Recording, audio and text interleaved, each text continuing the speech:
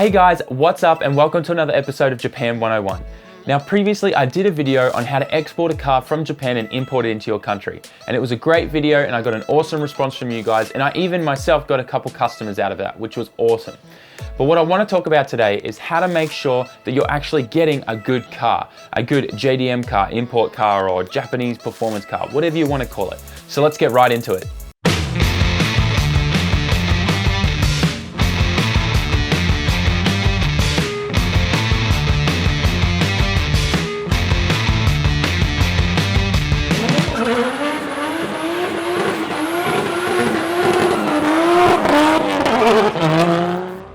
Okay, so first of all, let's talk about if you were buying a JDM car locally in your country. So obviously, first things first is, I guess, you want to do everything that you would normally do if you were buying any normal car. It means go and look at the car, go put it up on jack stands, go have a look under it, look for rust spots, look for any damage, look for engine wear. So things like take off the oil cap, look for oil sludge and stains and stuff like that in there that indicate that the engine hasn't had frequent oil changes, or it's run really hot and burned the oil in the top. That type of stuff. And obviously now, because it's an imported car, you're gonna want to actually start looking at the history of it, not only in your country, but also in Japan. So you wanna, at this point, ask the owner, okay, do you have the auction paperwork when it was sold in Japan and the registration history in Japan? If they say no, they don't have that, and they're actually, honest and say, look, I didn't even know that stuff existed. I just bought it from a friend or someone or a dealer. They didn't give me any of that paperwork. This is all the paperwork I have. Then that's okay. If they start giving you excuses like, oh, you don't need that, or you don't need to know that, just trust me kind of thing, or they just make up this whole BS thing that just indicates to you and sets off a red flag right away, where they're saying you don't want that or you don't need it because of this and this and this. That straight away sets off a red flag, because it means they don't want you to find out something about the car. So first of all, if you need that paperwork because they don't have it, you want to just jump on Google, type in Japanese odometer check. I think it's called a Japanese odometer check or Japanese OD check. And that'll take you to a website where you can pay them for a service. It's about $70, and they will get the history of the car here in Japan and send it to you. That means auction history, so you'll get an auction paperwork that is the report that gives you the overall grade of the car, previous accident history, what parts and things that it had on it when it was sold at the auction, all that information, pretty much everything that you could possibly find out about the car will be on this piece of paper. It'll also have the mileage on it that it was in the auctions.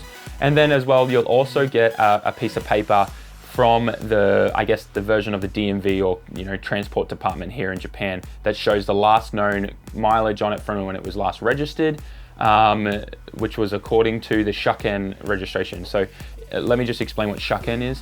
Shuken here in Japan is when a car gets to a certain amount of years old, it has to re-go in to get checked for being roadworthy and that it's all kept up to date. There's no damage on it or anything that makes it so that it can't be driven on the road and it's unsafe. Depending on the age of the car, depends on how frequently that has to happen. If the car's like 20 years old, I think that happens every 3 years, something like that.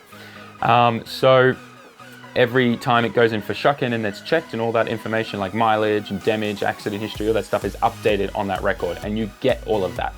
So if that paperwork says last registered, last known from the DMV or the transport department, 150,000 kilometers, and then the paperwork from the auction says 160,000 kilometers when it was sold, and then the car's sitting in a dealer's yard with 50,000 kilometers on it, it's missing 100,000 kilometers, which means he's selling you essentially an illegal car. He shouldn't be, he's illegal. What he's doing is fraud. It's illegal. He can go to jail for it for up to 9 years. I think the minimum penalty is for fraud. So that's the easiest way to catch anyone out if they're selling you a car that's got wound back odometers, wound back mileage, that kind of thing. As well as if they're selling you a car that should have gone to the scrapyard. If it was like completely smashed up, beyond repair, was not safe to be repaired, and they've somehow bulked it up and made it look good enough to be sold. So those are the few things for you that you can find out what the history is in Japan. Another tip and a bit of advice I'd give you is don't take cash money with you when you go check the car. Don't make a decision that when you go to look at the car, if the car looks okay to you, that you're going to just give them the cash and buy it. That's a really bad idea. And the reason for that is you're going to go there with excitement, with the money there, thinking that you're going to get the car. So you're going to start making compromises if you start seeing things wrong with the car, because you're just going to want to take the car away right away. I know everything in you, you're like so excited that you just want to buy the car, but you really want to make sure that you get a really good, reliable JDM car. You can't do this. Go look at the car, do your inspections, as I said, you know, look for all those things, those signs, jack the car up, get under it, look for rust spots. Another good thing as well is the underbody coating that a lot of dealers and stuff spray on the car. They normally redo that to try and cover up rust. They won't even treat the rust, they'll just spray over it. So run your hands and your fingers like along the underbody coating just to see if it falls off or flakes off anywhere. And just look for all those kinds of signs. The main important thing is look for chassis rail damage. If there's like a big kink or damage in the actual rails along the bottom of the chassis that you jacked the car up off, there's a good chance it's been in an accident, or it was like one of those really lowered slam cars in Japan, and there'll be other problems everywhere, and just all these other things that you can look for that indicate that there's problems. Once you've done all of that, and you're going to have a list of things that you found that are not nice on the car. Like you're always going to find a couple dings or a bit of rust, or, you know, these cars are pushing on 20 plus years. So you're not going to find a brand new car unless you import one that's from Japan that was put in storage specifically for collecting and stuff like that, right? So you're going to find something that's not pleasing to the eye, that's going to, I guess, upset you a little bit because the car's not perfect, right? Write it in a list, write it down so you remember it all. Then go home, tell the person whether or not you're still interested, of course. And if you're still interested, go home and then look for a couple other cars that are around, you know, advertised, same model and all that stuff, that are around what price are they at and what issues do they have? Do they have anything listed on your list that you can then say, hey, well, this one's $2,000 cheaper and it has all these issues that are on your car, and you've got yours for $2,000 more. Can I get it for that cheaper price? And just kind of see if you can, you know, work with him. If you can't find any cars that have those issues and things like that, just look for a few other cars, let's say with a few more miles on them and stuff like that, and just get a few prices, write those prices down, then go back and see the guy. You can do this all in one day if you've got time. Then go back and see the guy, and then say, hey, here's my list of things that I found wrong with the car. Here are the prices of what, you know, you call up your mechanic and get prices of what it's going to cost to fix. And then say, these are the prices that it's going to cost me to fix all these issues.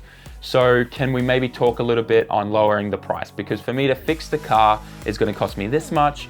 I love the car and I really want it, but I'm not prepared to pay you that full price right now. Then he's probably you're gonna come and meet an agreement and get the car for a lower price. That way you can actually spend that extra money that you were planning to spend on the car on actually fixing those issues. So just be really wise with your purchase so that you're not gonna have any regrets later on. So also, one thing I think I forgot to mention is always do a compression test on the motor. Always, always, always. Go borrow a kit, go buy a kit. You can get them for like $60 from your local auto parts shop, and just do a compression test. It'll give you peace of mind that there's no problems. And if there is a problem, well then walk away. Or if you maybe want to rebuild the motor, then you can get yourself a really nice bargain if you've got the skills to do that yourself, and you can just show the guy right there and then the car's dead, and they'll offer him like a lowball price and get a nice rolling shell. You rebuild the motor and you've got yourself a nice import at a cheap price at your expensive time and labor, right? So yeah, always do that. Now, when you're getting an import in Japan, you can't normally you don't have the option of actually physically looking at the car before it arrives on the boat. So you want to make sure that essentially you can do all those things like you would if you're buying it locally, but from another country over email, right? Now, me personally, what I do is I get a list of everything off the customer that they want on their car, like extras, factory extras and all that stuff. And I want to know whether or not they are okay with light accident history, and you just really get an idea off them what condition they want the car in. From there, it's just as simple as me looking through the auction paperwork of all the models that they want, and then just picking one with the high auction grade.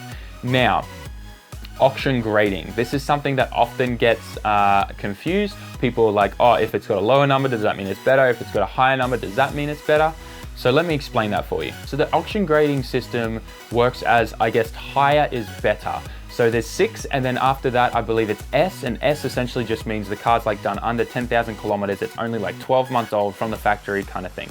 And then the lower through the numbers that we go, things get worse. The lowest number you can actually see is a 2, which means it is really bad condition, but still can be passable for fixing up and registering on the road. From there are no more numbers like 1 or 0. It kind of just becomes RA and R, which just means like write-off, or it's a complete write-off. Only good for parts, it's smashed up, it's got fire damage, and so forth and so forth. So say an average car, like a normal car, like if you were buying a car locally, you know, you're gonna see maybe like some small dings and a few light scratches from you know, whatever. That's kind of like a 3.5 or a 3. A nice condition secondhand car would be like 4 to 5. And still I would kind of consider 3.5 as a good condition secondhand car. Really all the way to 3 would be good condition secondhand car, but something that's more immaculate, really good interior, you know, no obvious damage or dings would be a 4 or 5. So from there, the other things you want to look at are indications of any accidents and stuff like that. Now, you can still get a 4 and a 5 if there's accident history, but it has to be light accident history and has to be completely fully repaired with no evidence that there was an accident. It's just on the history record that there was a light accident. Like, when I say light accident, I mean stuff like if a car hit them, it was a really light tap and they just replaced the rear bumper, or there was just a little scratch on it, so they, you know, repainted it. I'm talking no bogs, no big dings or anything like that. It was only replaceable, simple panels and a respray or a repaint of a particular small panel, and only replaceable panels. Not talking about like rear quarters or, you know, panels that are physically welded to the car that have to be cut off and then re-welded in or anything like that. I'm talking replaceable panels like fenders, bars, and that type of stuff, doors. So things that were really minor damage, like, you know, someone's gone and while they're parking their car and they've turned too much and not looked, they've just scraped a door of a car, so they just replaced the door with a factory brand new one and resprayed it, that type of stuff. Things that don't affect the car or whether or not it's twisted, none of that nasty stuff, right, of chassis damage. So that's really what you want to look for. And you can't physically look at the car, so you need to go by this auction sheet. Now, don't be worried. These auction sheets are 100% legit and everything on them is true. This is pretty much, they pride themselves on this. If ever there is an issue with the auction sheet, you don't have to pay for the car at all. And not only is the auction sheet final, but like when I go and buy the car, like, you know, I bid on it online through the auction and everything. And let's say, for instance, when the car then goes through and it's about to be sent to my holding yard before we prep it for shipping, they actually inspect it a second time according to the auction sheet. And if anything doesn't match up, then they call you right away and say, hey, we actually missed something, or hey, you know, do you still want the car? You don't have to pay for it. So don't worry, everything that is on that sheet, and you know, I will communicate, well, me personally, I communicate everything that's on the auction sheet to the buyer, and I let them know, hey, here's a copy of the auction sheet translated into English, and I show them everything that's wrong with the car. Is this okay with you? You know, and then they say yes or no, and we go ahead. So if ever there was a difference with that, I would say, hey, they've just told me they missed something. Is that still okay with you? If not, we'll cancel and we'll look for another one. So that's what you need to do. And then once it arrives in your country, off the boat, and you've got to do compliance or whatever you need to do to get it on the road, from then on, obviously, you know, you need to make some changes and stuff like that to the car. But it's going to be exactly, it's going to roll off the boat exactly that auction sheet said. Unless, of course, you ask me to do anything here locally in Japan, like you want me to service the car for you, do timing belts and stuff like that before it even gets to you. And we can do that as well. So, you know, sometimes customers do ask us to make repairs to the car before we ship it over. So in those instances, then yes, you know, it is going to roll off the boat in much better condition than what it would be on the auction sheet and things like that. So yeah, I guess in general, that's what you want to make sure. As well as obviously, you know, I'm going to provide you guys, if you were buying a car through me, with the auction paperwork and that report that shows the mileage on it. So if you did go through someone else or another dealer or something like that that was getting you the car in Japan and sending it over, that's totally fine. Just make sure they give you all that paperwork as well so that you know the true condition of the car. Don't normally buy a car that's going to say, where he's going to say, oh yeah, I got one sitting in my yard, it's got 50,000 Ks, blah, blah, blah, blah, blah, but doesn't give you any auction paperwork or any actual paperwork that shows the history of the car in Japan. Normally means that he's privately bought a dodgy, like, wrecked car that was used at like Driftman series and stuff, and then he's just slapped some panels on it, fixed it up, wound back the odometer, cleaned up the engine bay, make it look like it was never drifted, and then he's trying to sell that, saying it's in his yard and all this stuff. Normally that's the case. Always make sure you ask them for that original history. Can't stress that enough. You don't want to get ripped off. Anyways, I guess all in all that comes to it. So guys, be safe out there, be wise, don't make any impulse buys. 9 times out of 10, an impulse buy is going to lead you being regretful later on in the future. And you don't want that, especially when, you know, you have a love and a passion for JDM cars. You don't want to feel bad around them.